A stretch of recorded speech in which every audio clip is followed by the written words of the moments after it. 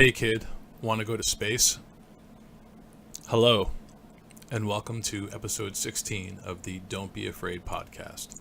My name is Andrew. Thank you for listening. There was a demon that lived in the air. They said whoever challenged him would die. February 20th, 2018 marks the 56th anniversary of John Glenn's historic orbit around the Earth aboard Friendship 7. I want to commemorate this moment by recapturing some of that excitement and glory that feels long gone these days. Let's put all that aside, the turmoils of today, and go back in time to that intrepid time of endeavor and discovery of new aptitudes. John Glenn's orbit was a magical moment which captured the hearts and minds of the American public and the world. This was the peak of the space race, the battle between the US and the Soviet Union to occupy space. The implications were enormous regarding world influence in the post-World War II era.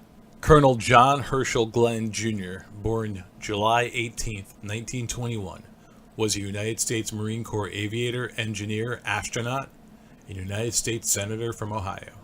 In 1962, he became the first American to orbit the Earth, circling it 3 times. Before becoming an astronaut for NASA, John Glenn was a distinguished fighter pilot in World War II, China, and Korea.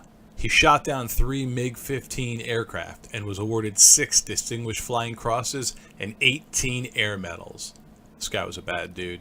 In 1957, he made the first supersonic transcontinental flight across the United States. His onboard camera took the first continuous panoramic photographs of the United States. And then he went to space. Like Icarus's ascension toward the sun, Glenn shot like a missile through the atmosphere to burst the bonds of gravity. Many other daring test pilots had tried and failed. Glenn and the others had watched the numerous failed launches, and rockets exploded on the ground. They were like bombs, never lifting off and reaching their potential.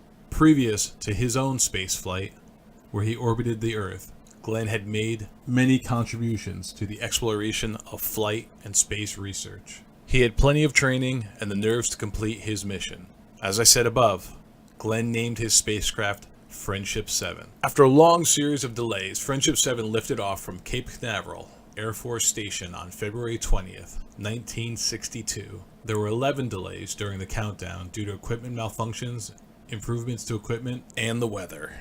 As he sat there waiting, hoping for his moment, panic and trepidation trying to work their way into his mind. The Firefly incident. During his spaceflight, Capcom detected an error on the heat shield sensor. They thought the heat shield was loose, but they didn't tell John immediately. While orbiting the Earth, at some point during the first or second orbit, something dazzling and dangerous happened. Glenn was supposed to orbit the Earth 7 times, but his mission was called short, and I'll tell you why. In the film The Right Stuff, there's a depiction of these fireflies, and they were depicted as mystical, almost alien presence surrounding Glenn's capsule. In real life, as Glenn stared in awe at the glowing bits, Mission Control was worried that it was pieces of the capsule heat shield disintegrating, and I'll read from the radio transcripts of Glenn's Friendship 7 mission. This is Friendship 7. I'll try to describe what I'm in here. I am in a big mass of some very small particles that are brilliantly lit up, like they're luminescent. I never saw anything like it. They round a little. They're coming by the capsule, and they look like little stars. A whole shower of them coming by.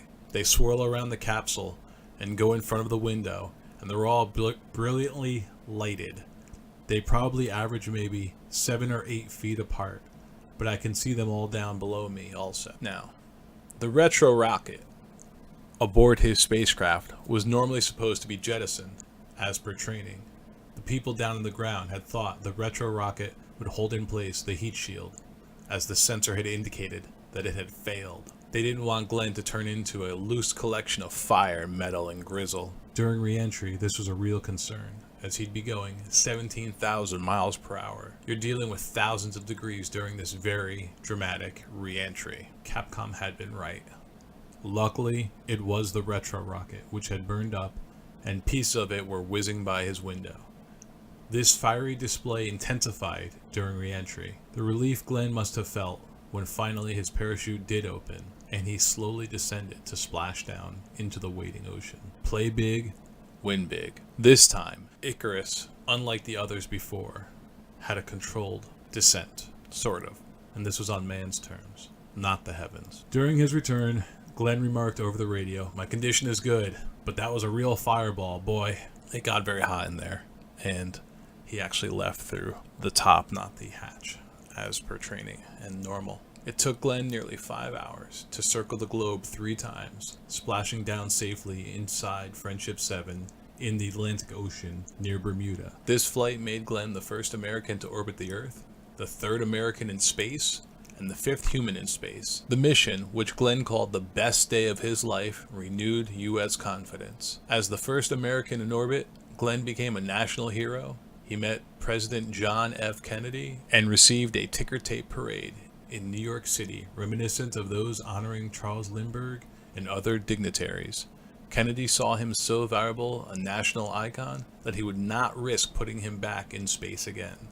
Glenn's fame and political potential were noted by the Kennedys, and he became a friend of the Kennedy family. On February 23, 1962, President Kennedy gave him the NASA Distinguished Service Medal. Conclusion. When the Wright brothers flew their Wright's Flyer initial flight in 1903 at Kitty Hawk, they could only dream within 60 years man would orbit the Earth. What an amazing accomplishment. What a set of circumstances. What a bunch of crazy brave men. They make me feel small and also impressed. I find the space race fascinating. The Cold War, it's a facet of it, probably the biggest and most important, most impactful, I suppose. And I recently watched the film The Right Stuff for the first time in preparation to record this for you. I like it.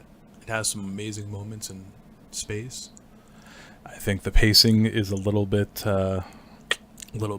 I think it's a little long, but because I know about so many of these moments, I give it its time and its due. Chuck Yeager, Gus Grissom, and the rest of the Mercury program are high IQ, impressive gentlemen who did amazing things. And on this anniversary of that flight, I wanted to put those ideas in your mind, hopefully rekindle your interest and excitement in what could be and what you could be. John Glenn passed away on December 8th, 2016, at the age of 95. He had the right stuff.